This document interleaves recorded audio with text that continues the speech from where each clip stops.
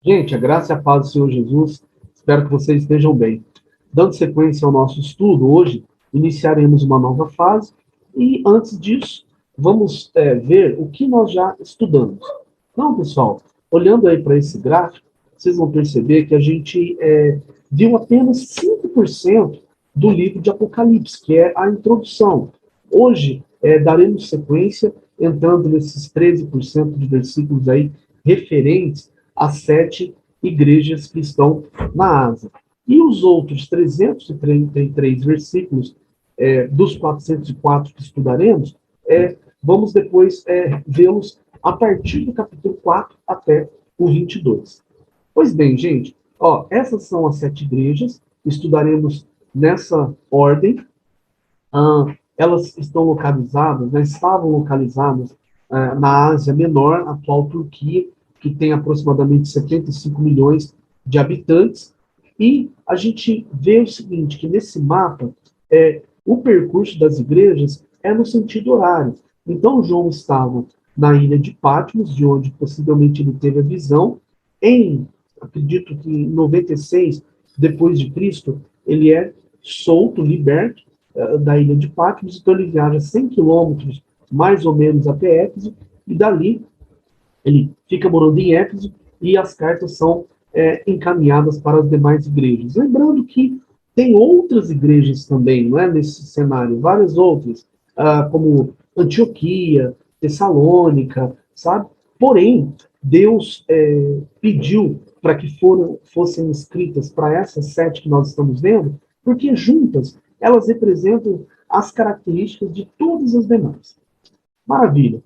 Indo em frente, aí nós temos uma visão de como está a ilha de Patmos hoje, completamente diferente, né, obviamente, do que era anteriormente.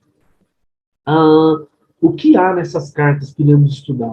As características de todas elas são essas que vocês estão vendo. Então, Deus faz um elogio, faz uma repreensão, reprovação, diz o que deve fazer, dando instruções, conselhos, e tem uma promessa no final.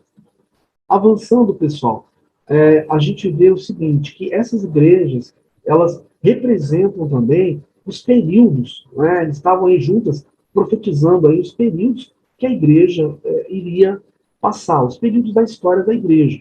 Então, nós temos aí esse quadro que vocês veem que seriam nessa direção. Lembrando que ali embaixo, você vê ali a Filadélfia, a partir de 1648, e Laodiceia também, até a volta de Jesus, né? Ambas aí.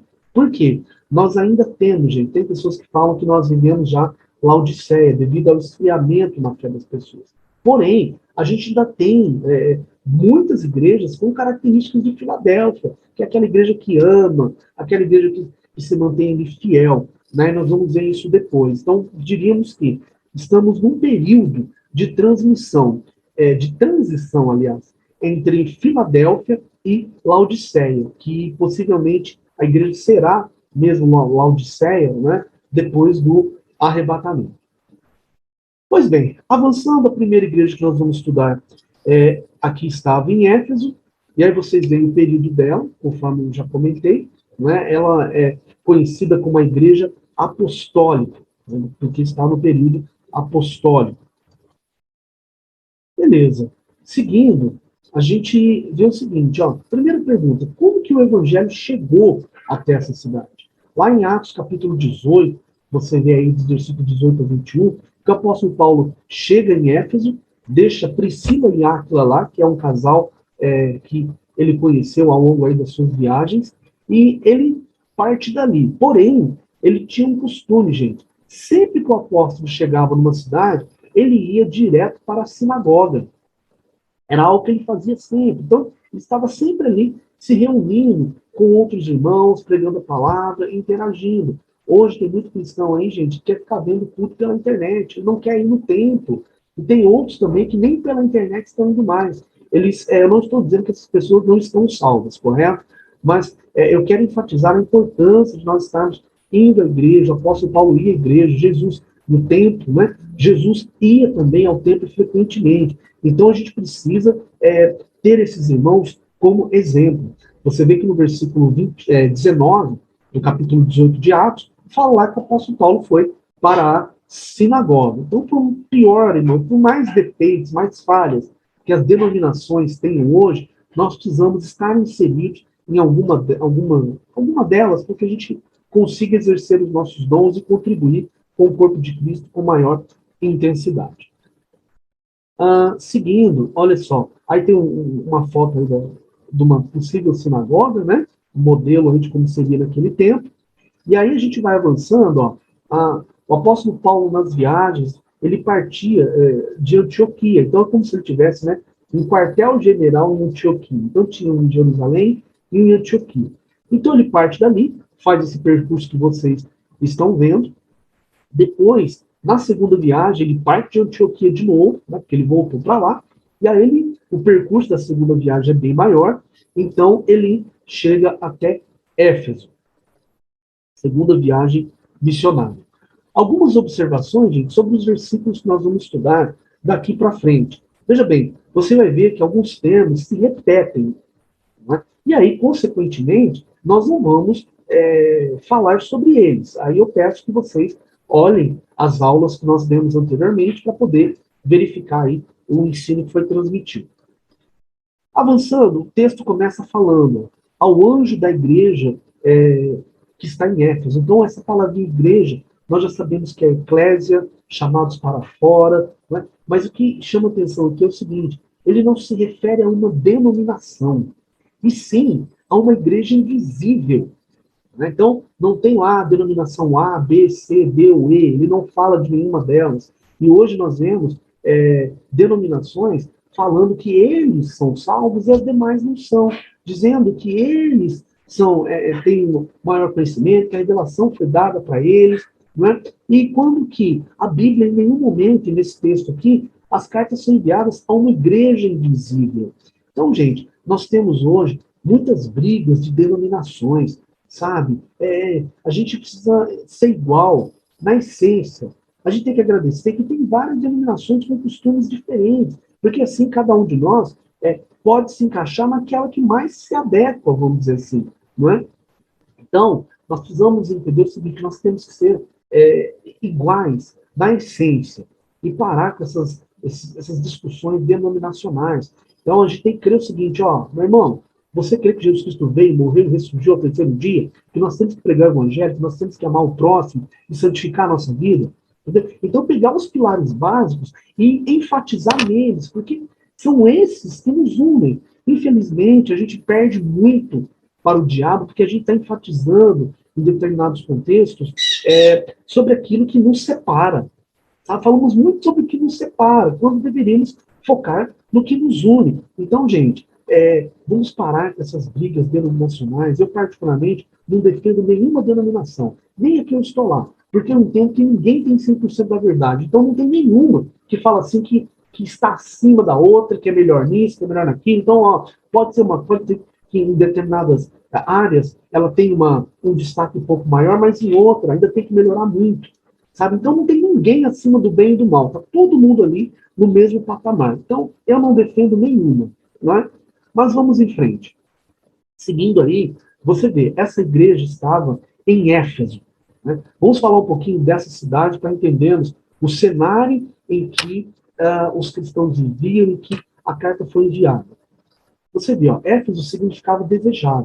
Ela era, gente, desejável como cidade, porém, a vida espiritual das pessoas que estavam ali era horrível, porque em Éfeso tinha muita idolatria, conforme nós vamos ver. E não era uma cidade pequena. Lá havia cerca de 350 mil habitantes. Para que se tenha uma noção, cidades com essa população no Brasil. Veja aí, ó. Vendo? De repente, você já foi para algumas delas, já passou perto, você sabe que são cidades enormes. Maringá, no Paraná, um cidadão, vamos dizer assim. Entre outros que vocês estão vendo. Então, Éfeso não era uma cidadezinha pequenininha e tal, não. Era uma cidade que tinha muita gente. Era uma cidade cosmopolita, ou seja, via gente de tudo quanto é lugar ali, sabe? E passava em Éfeso, porque era uma cidade bonita, ela era portuária, sabe? Então as pessoas queriam estar ali.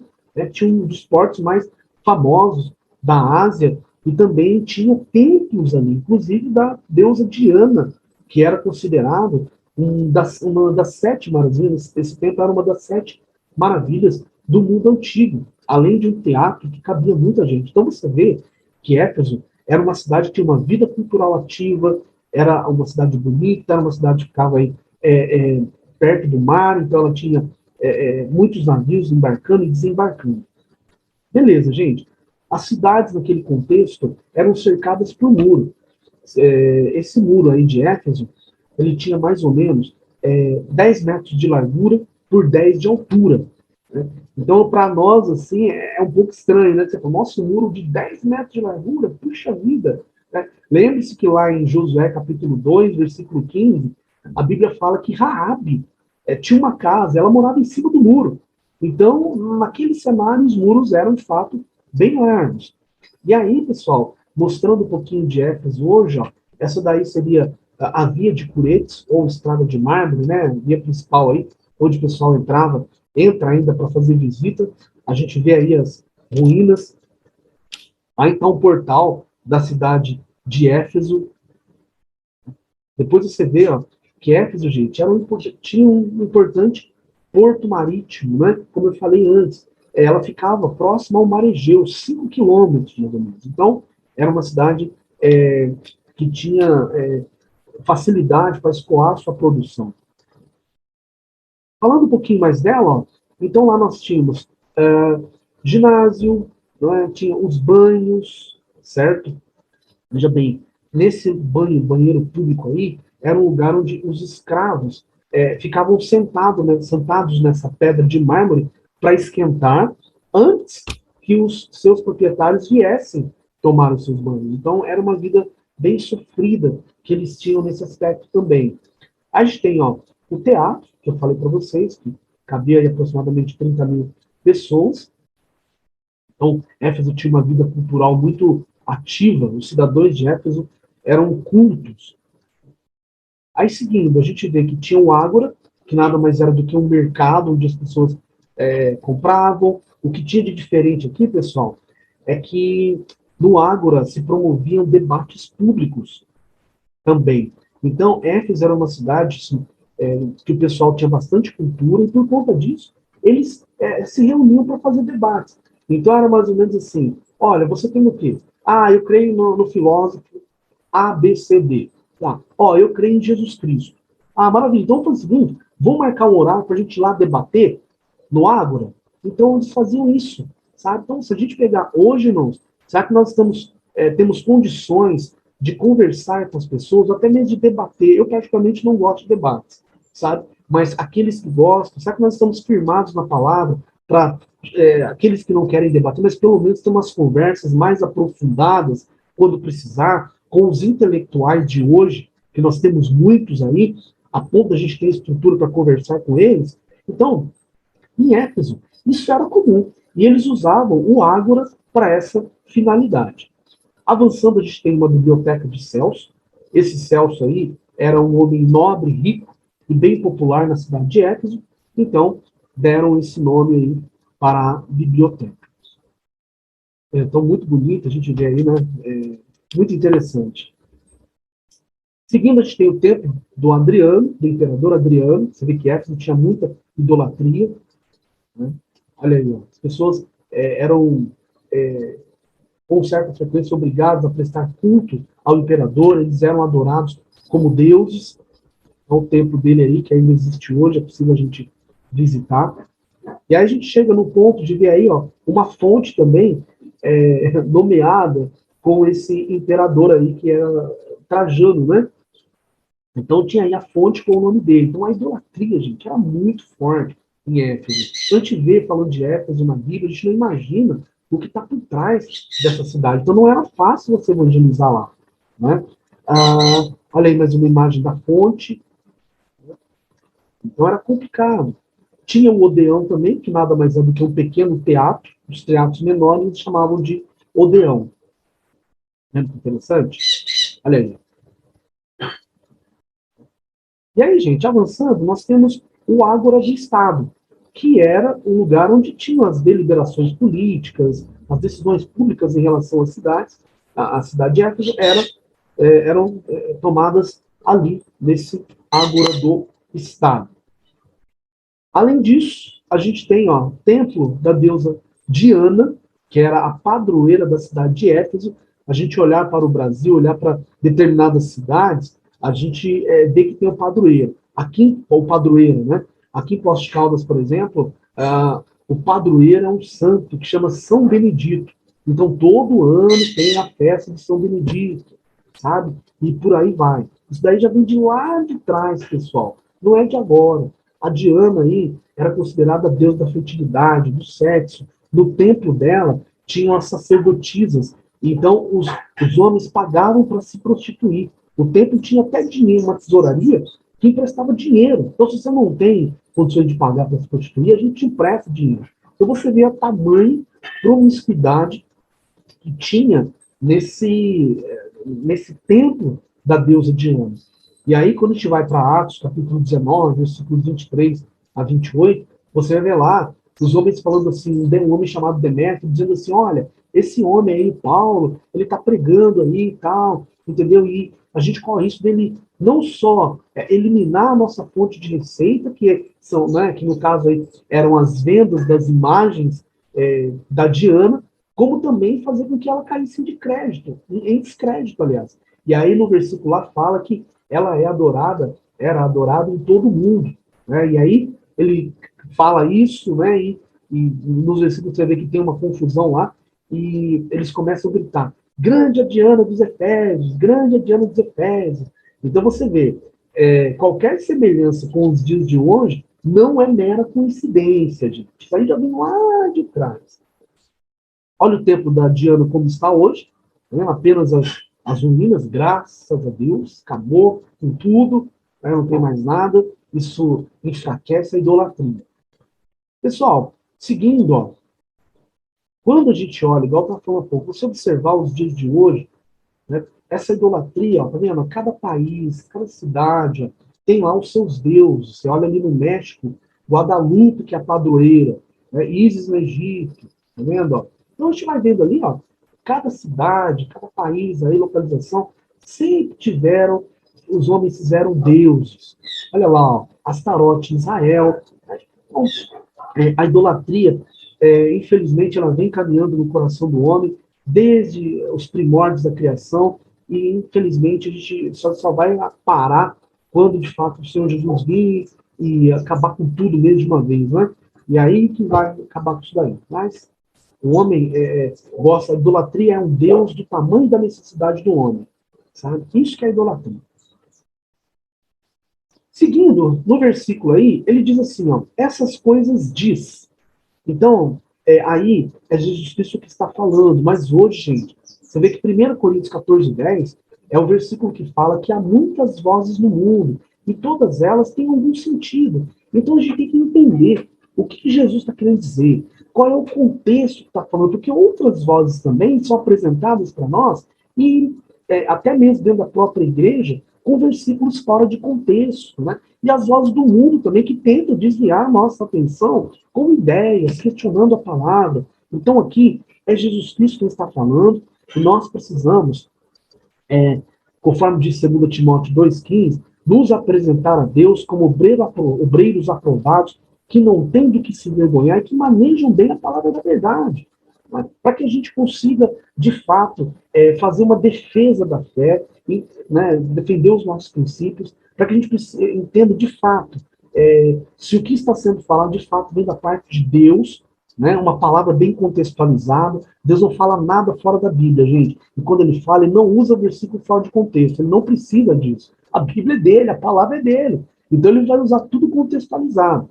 É por isso que a gente tem que admirar e imitar os irmãos de Atos, capítulo 17, versículo 11, que são chamados de bereanos, que o apóstolo Paulo estava lá pregando, eles estavam examinando as escrituras para ver se de fato era aquilo mesmo, sabe? Um apóstolo Paulo pregando, eles fazendo isso. Então hoje, gente, nós temos que ter esse 1 Tessalonicenses 5:21, examinar tudo e reter o que é bom. Então, o que eu estou falando aqui, você vai para a Bíblia e examina, para ver se está certo o que eu estou dizendo, não é? Então, faça a sua parte, nós temos que fazer isso. Então, essas coisas diz, quem está falando? aquele que conserva na mão direita as 7 estrelas, né? E anda no meio dos 7 candeeiros, que nós já falamos que é a igreja, e as estrelas são os líderes que estão nas igrejas. Gente, aqui a gente vê que ele está no meio da igreja, vendo o procedimento, sustentando os líderes. E quando eu falo de líderes, eu não me refiro só a pastores, porque muitas vezes tem igreja que tem um missionário ali, que tem um presbítero, não é? Então o Senhor Jesus ele está no meio, ele conserva esses líderes. Se você está tomando conta de um trabalho, meu irmão, fique tranquilo. Se você for chamado para o pastorado, que é uma unção específica, não é para um chamado específico, o Senhor Jesus vai te sustentar, porque o maior interessado que o seu ministério dê certo é Ele. Mesma coisa você que é missionário, está cuidando de um trabalho, está começando a abrir, ou ainda um presbítero também, né, que cuida da igreja, que ensina, cuida das pessoas. Então, Deus vai te sustentar, porque Ele conserva na mão direita, ou seja, a mão direita é sinal de segurança, de força. Né? Então, o Senhor Jesus está contigo, meu irmão. Está conosco, enfim, gente. Vamos crer nisso. E lá em Éfeso, era isso que Deus estava falando para o líder local. Olha, eu estou com vocês aí, mesmo em meio a tanta idolatria, tanta dificuldade que vocês estão enfrentando. Amém, pessoal? Então, é isso. Gostaria de encerrar falando para você, meu irmão, que é evangélico. Veja bem, gente, na igreja evangélica tem muita idolatria. É gente que idolatra homens, idolatra pessoas. Ah, eu quero ser igual fulano. Ah, eu não sei o que, não sei o quê. Porque aquela pessoa é isso. Ah, se não for aquela pessoa que pregar, e não entendeu? Isso aí é idolatria, certo? Então nós precisamos, às vezes nós olhamos para o catolicismo romano, a gente fala, porque eles são idólatras, eles têm mágica, não sei o quê. Da igreja evangélica tem muito idólatra também, irmãos.